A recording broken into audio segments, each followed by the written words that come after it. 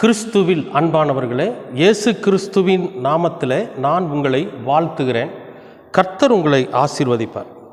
இன்றைய அனுதின உணவிற்காக கர்த்தர் நமக்கு கொடுக்கிற வார்த்தை எபேசியர் 5ஆம் அதிகாரம் 14வது வசனம்.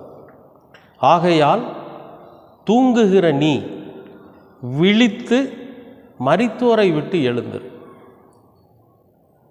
தூங்குகிற நீ விழித்து மரித்தோரை விட்டு எழுந்திரு, அப்பொழுது கிறிஸ்து உன்னை பிரகாசிப்பார் என்று சொல்லியிருக்கிறார். அன்பானவர்களே, இப்போது இந்த வசனம் நமக்கு என்ன சொல்லுதுன்னா, தூங்குகிற நீ மரித்தோரை விட்டு எழுந்திரு. கொஞ்சம் யோசிக்க வேண்டிய ஒரு விஷயம் என்னென்னா, செத்து போனவங்களுக்கும் தூங்கிட்டு இருக்கிறவங்களுக்கும் என்ன சம்பந்தம்? என்ன சொல்கிறாரு? தூங்குகிற நீ விழித்து மரித்தோரை விட்டு எழுந்துரு, கிறிஸ்து உன்னை பிரகாசிக்க பண்ணுவார்னு சொல்கிறாரு.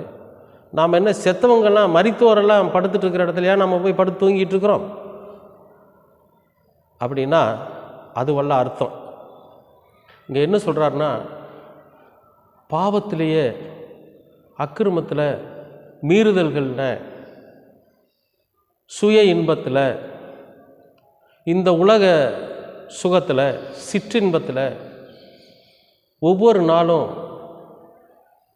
மரித்து போய் கிடக்கிறாங்க. அதாவது ஜீவன் இல்லாதவர்கள். நம்ம ஜீவன் எதை சொல்கிறோம்னா, ஒரு அற்புதமான ஒரு பரிசுத்தமான வாழ்க்கையை தான் நம்ம ஜீவன்னு சொல்கிறோம். அந்த ஒரு வாழ்க்கை இல்லாமல் இந்த உலகத்தில் மரித்து போய் கிடக்கிறாங்க இல்லையா, அதுக்குள்ளே தான் நீயும் இருக்கிற, நித்திரையாக இருக்கிற. அவர்கள் எல்லோரும் நித்திரையாக இருக்கிறாங்க, அதுக்குள்ளே தான் நீயும் இப்போ என்ன பண்ணிகிட்ருக்கிற? படுத்துட்ருக்கிற. இப்போ நீ என்ன பண்ணு? முழிச்சிரு. முழிச்சிட்டு எந்திரிச்சு இது வேண்டாம், எனக்கு இப்படிப்பட்ட ஒரு பாவ வாழ்க்கை வேண்டாம், நான் ஒரு நல்ல ஒரு பரிசுத்தமான வாழ்க்கை வாழ்கிறதுக்காக நான் போகிறேன் அப்படின்னு சொல்லி நீ அதை விட்டு எந்திரிச்சிரு, விழிச்சிரு. அதாவது விழிப்புணர்வோடு இருன்னு சொல்கிறாரு. கண்களை முழிக்கிறதல்ல. தூங்குகிற நீ விழித்திருந்து இந்த பாவத்திலையும் அக்கிரமத்திலையும் மீறுதல்களிலும் இந்த உலக வாழ்க்கை தான் நமக்கு நியமிக்கப்பட்டிருக்கிற வாழ்க்கை. இதை விட்டால் நமக்கு இன்னொரு வாழ்க்கை இல்லைன்னு நினச்சி அதுக்குள்ளேயே நித்திரை அடைஞ்சு கிடக்கிறிய, தூங்கிட்டு இருக்கிறிய. நீ கொஞ்சம் விழிச்சிரு.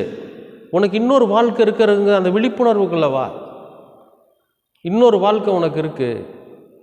இந்த பாவம் இல்லாத ஒரு வாழ்க்கை இருக்குது.